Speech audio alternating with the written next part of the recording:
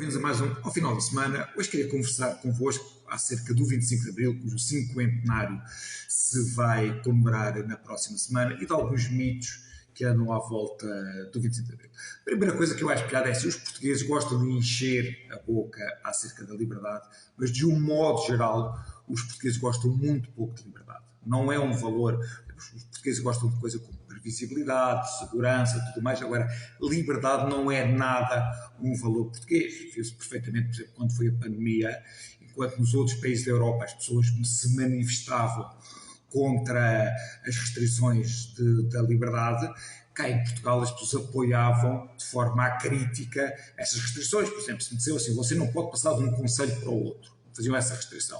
Se eu pensava, num balanço de razoabilidade, existe alguma formulação científica que me diga que eu não o devo fazer e que é mais perigoso? Ou seja, o facto de me limitar a minha liberdade, que para mim era incómodo, para um português não é nada incómodo. Por exemplo, Pedro Passos Coelho falou a Maria João Avilés como um político livre. O que as pessoas criticaram não foi especialmente aquilo que ele disse, mas foi o facto de ter utilizado a sua liberdade. Portanto, nós não gostamos, de um modo geral, de liberdade. Ora, bem, se eu penso no 25 de Abril, se eu penso em liberdade, portanto, eu gosto de liberdade. E o facto de ter acabado a ditadura, portanto, para mim é uma coisa boa, mesmo que houvesse coisas que correram menos bem, nomeadamente a descolonização, que seria inevitável, mas o facto de eu estar aqui a falar livremente é uma coisa boa. Ou seja, eu também, se não houvesse 25 de Abril, haveria de alguma forma de a ditadura desaparecer. Pensemos só que havia 3 ditaduras de direita na Europa quando foi o 25 de Abril, portanto, Portugal, Espanha e o regime dos Cornéis na Grécia, e que no final de 75 já não havia nenhuma. Portanto, aquilo que seria normal seria, portanto, o regime se ter democratizado. Ainda havia muitas ditaduras de esquerda atrás da cortina de ferro, mas o que seria normal seria as ditaduras desaparecerem. Agora, eu que não gosto do facto do regime, para se legitimar, ter criado um conjunto de mentiras. E as mentiras que foram criadas é do tipo, por exemplo, o Salazar queria as pessoas analfabetas. Tal é mentira. O Estado Novo acabou com o analfabetismo. Ou seja, no final do Estado Novo já todas as crianças andavam na escola. O Estado Novo herdou Portugal como de longe o país da Europa com mais analfabetismo e dedicou-se a combatê-la.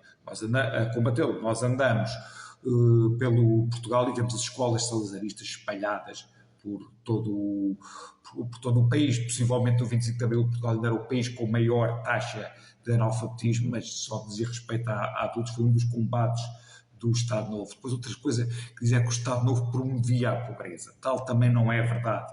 Houve desenvolvimento económico, houve a formação de uma classe média, sobretudo no marcelismo. Mesmo gosto de mostrar as fotografias das barracas. Barracas deu-se com a vinda da população rural para as capitais, nomeadamente para as cidades, nomeadamente para Lisboa, e essas barracas existiam à volta de Paris, existiam à volta de Roma. Todas as grandes cidades da Europa tinham isso. Quer dizer, é claro que éramos mais pobres do que agora, mas houve um esforço de desenvolvimento. E o último mito que eu queria desmontar era o mito que o Partido Comunista lutou pela liberdade. Pois não, o Partido Comunista nunca lutou pela liberdade.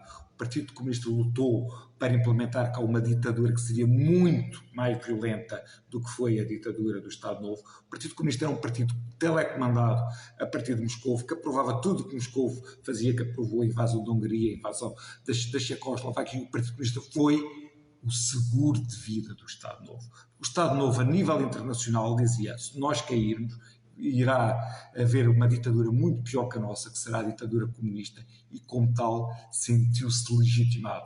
Porque o Partido Comunista, de facto, era a oposição organizada forte que havia, e o Estado Novo, apresentando isto, de certa forma, dizia: é muito melhor estarmos nós do que estar a alternativa, que seria uma ditadura bem pior. Isto tinha para conversar convosco. Cá nos vemos para a semana. Até lá.